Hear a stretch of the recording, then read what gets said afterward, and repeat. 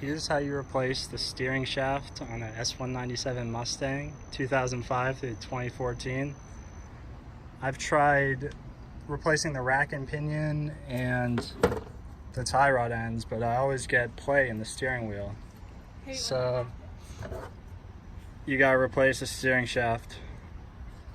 How you do it? Down there, that's the end of the steering shaft. Rotate the steering wheel till you have the 13mm bolt, the head of it, facing towards you. Undo that. Go underneath the car. There should be another 13mm bolt connected to the steering rack. Undo that. Then come back up top. Go into the car. Underneath here, pull this out. This is the other end of the steering shaft.